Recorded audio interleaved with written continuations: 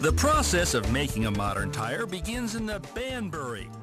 La première étape de la fabrication d'un pneu moderne commence dans un malaxeur géant appelé Banbury. Cette machine porte d'ailleurs le nom de son inventeur qui l'a mise au point il y a plus de 75 ans déjà. Fonctionnant à des températures et des pressions extrêmement élevées, ce malaxeur géant fait 3 étages de hauteur. Le processus se déroule du haut jusqu'au bas. C'est d'ailleurs au bas de cette machine que j'ai rencontré Dan Stevenson.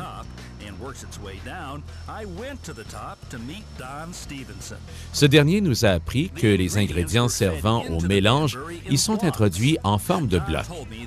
Les blocs noirs sont constitués de caoutchouc naturel provenant d'arbres de plantations tropicales et les blocs blancs de caoutchouc synthétique fabriqués aux USA. Le mélange des deux produits donne un produit extrêmement durable. Mais avant, chacun des ingrédients est mesuré avec une grande précision.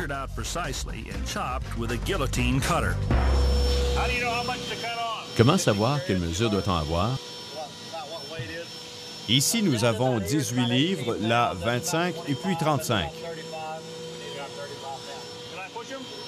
Je peux le faire? Certainement.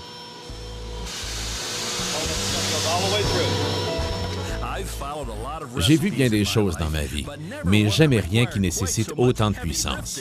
Après avoir inséré les ingrédients, je suis descendu voir ce que le mélange produisait. C'est là que j'ai rencontré Matt Huddleston.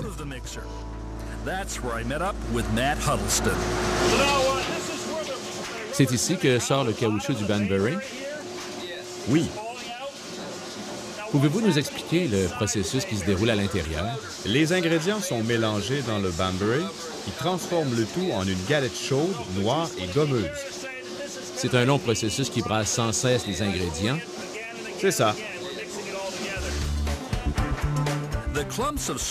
Ces morceaux noirs et mous sortant du Banbury sont ensuite pressés pour devenir un ruban de caoutchouc. De là, ils sont moulés.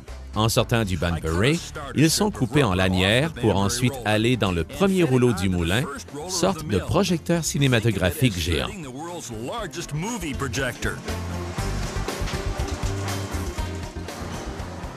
La machine transforme le mélange en long ruban de caoutchouc. Ce ruban flexible devient alors l'ingrédient de base servant à la composition du pneu. Lorsqu'il sort de la machine, il vient sous la supervision de Patty Noland, en charge de cette machine. J'étale le caoutchouc, je vérifie s'il n'y a pas d'erreur, que tout est correct.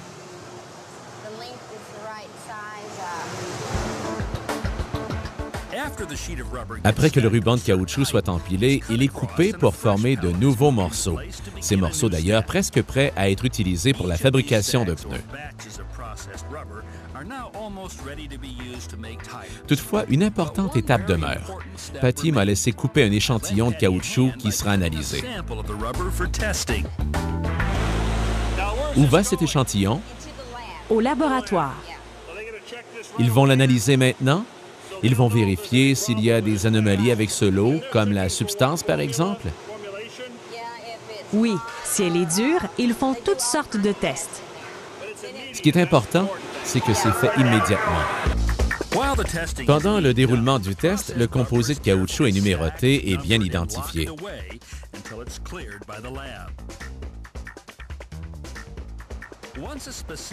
Lorsque le lot est clairement identifié, il sera utilisé à maintes reprises sur la chaîne de production. José Robles est en charge d'un de ces procédés. Quand j'ai rencontré José, des tringles d'acier étaient fabriquées. Une de ces machines fabrique 2 produits qui composent l'intérieur du pneu, les plis de carcasse et les tringles d'acier. Ces 2 éléments sont essentiels pour renforcer le pneu. Cette machine est constituée de milliers de roulettes de fils d'acier placées en parallèle, formant une sorte de feuille.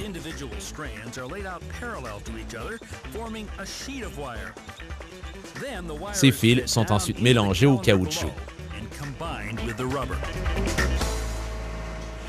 Le caoutchouc arrive du haut. Oui. Les fils d'acier sont introduits dans le centre du caoutchouc. Oui, le caoutchouc des 2 côtés enduit les fils d'acier. Lorsque les tringles d'acier sortent de la machine, elles mesurent 5 pieds de large par 100 pieds de long. Ensuite, elles sont coupées de façon précise par une autre machine, selon chaque type de pneu fabriqué ici.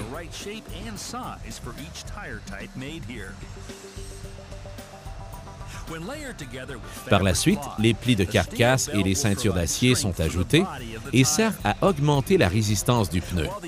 Pendant que l'intérieur du pneu est fabriqué, l'extérieur est fait sur une autre machine, tout près, qui en fait l'extrusion.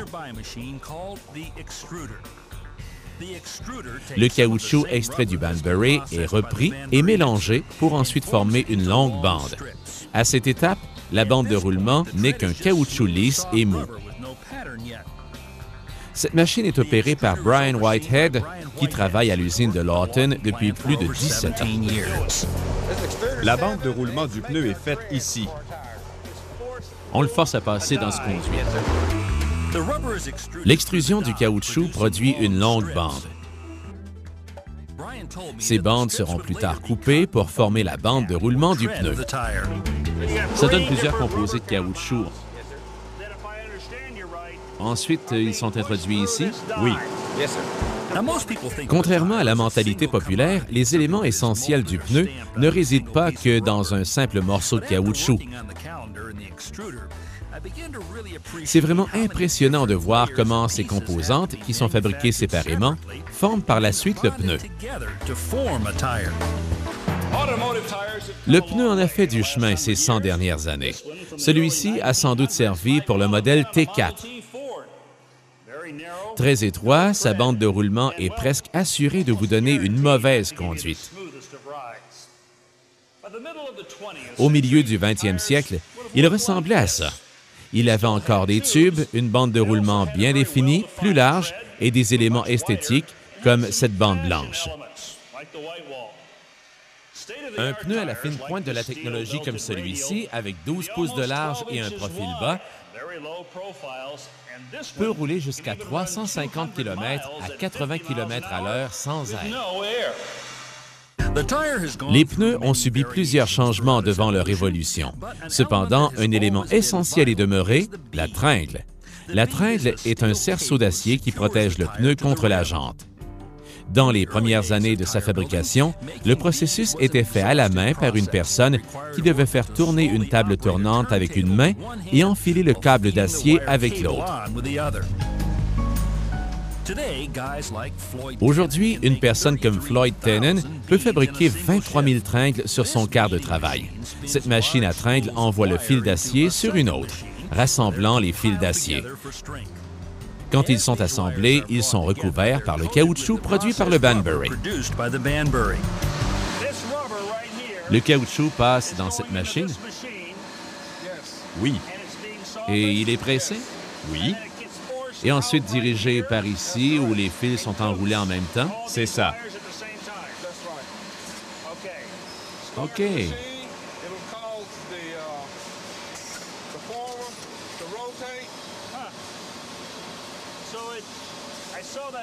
Alors, le disque saisit les fils et puis ils sont enroulés ici. Combien de tours? 18. Une tringle est faite de 18 tours de fil de fer. Lors de notre passage, une est arrivée vide. Nous avons dû la remplacer. OK, je l'ai. 1000 livres, c'est ça? La tringle est la dernière pièce qui compose le pneu. Lorsque fini, le tout passe dans une machine géante appelée ARF, Automatic Radio Full State. Scott Miller nous explique le fonctionnement. Voici la tringle. C'est la tringle. C'est ce qui scelle le pneu à la jante. OK, ça vient ici. Fais-la glisser. Où ça va? Tout au bout. Nous avons notre tringle. Nous allons fixer le cylindre avec le bouton vert. Le cylindre va se fixer. Nous avons notre ligne intérieure. Une colle va être enduite dessus. C'est l'intérieur du pneu. C'est ce qui scelle. C'est la colle qui protège la tringle contre la jante. D'accord. On vérifie. Tout semble correct, bien scellé. Maintenant, nous passons à l'autre étape. C'est ce bouton-ci. J'appuie. Oui, appuyez. Une feuille s'amène, puis une tringle.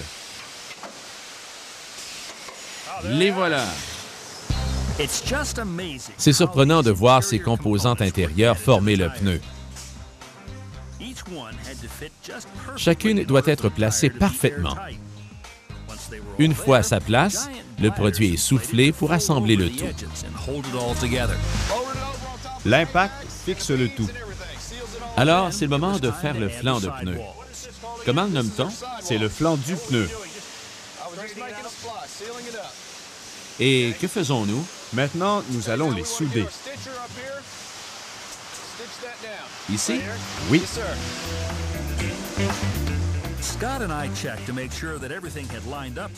Scott et moi avons vérifié que tout soit correct et bien en place. Nous avons posé un code à barre par la suite pour suivre sa trace, et puis, en quelques secondes, la procédure fut complétée. C'est très rapide. Oui, quelque chose se produit à tout moment. Chaque seconde. Nous devons être vigilants. C'est le pneu vert. Le pneu vert. Ça monte, puis s'en va. Ceci est appelé le pneu vert et il sera chauffé dans le moule de vulcanisation.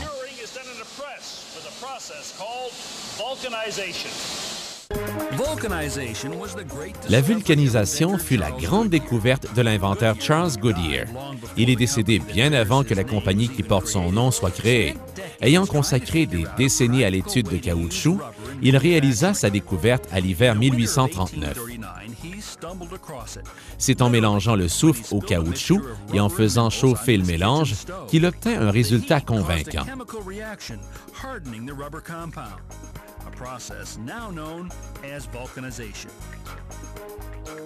Pour mieux comprendre la vulcanisation, j'ai rencontré le scientifique Eric Ramsley du laboratoire de Lawton.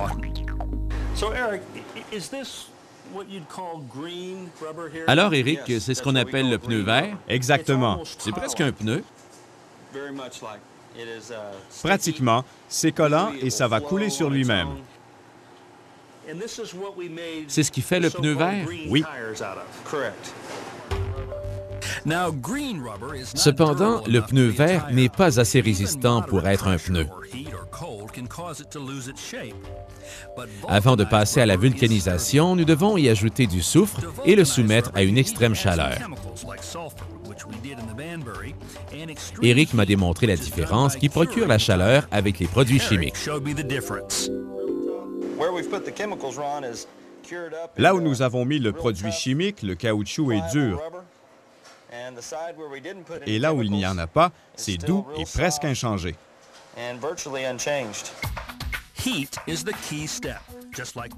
La chaleur constitue l'élément clé. Le pneu vert est vulcanisé par une chaleur extrême dans le moule de vulcanisation. Mais ce moule fait plus encore.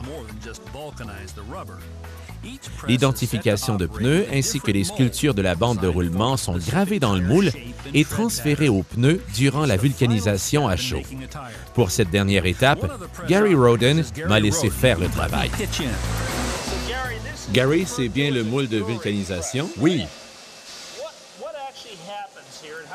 Comment ça fonctionne, tout ceci? Les pneus verts sont chargés dans le moule qui donne aux pneus le lettrage, sa bande de roulement et sa forme finale.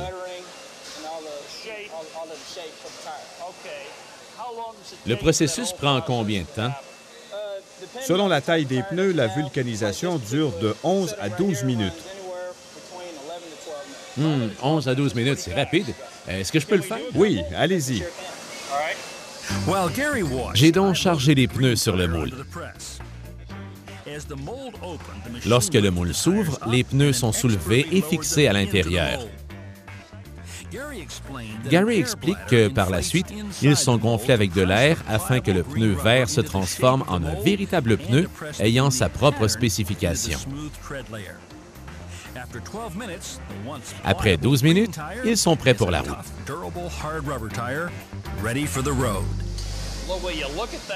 Regarde-moi ça. Tout est parfait. La bande de roulement. Après 12 minutes, ils sont très chauds. Un bras soulève les pneus, puis ils sont partis.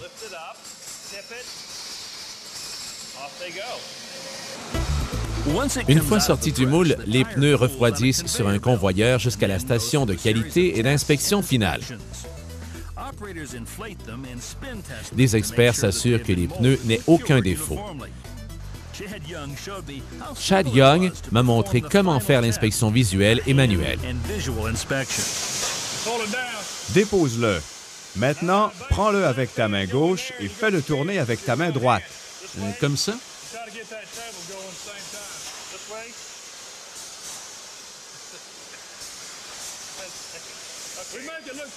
Ça paraît plus facile que ça l'est.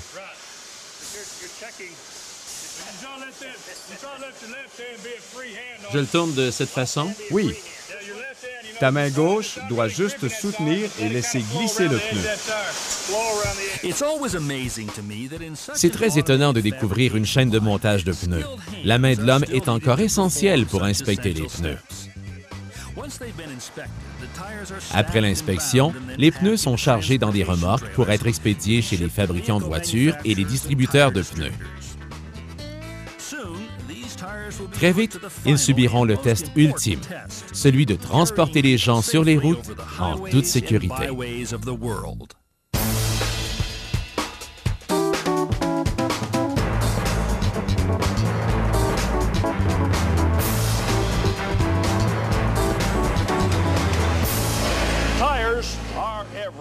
Les pneus sont partout, des automobiles aux avions en passant par les navettes. Peu importe la complexité de leur évolution, les standards qu'ils doivent respecter demeurent inchangés.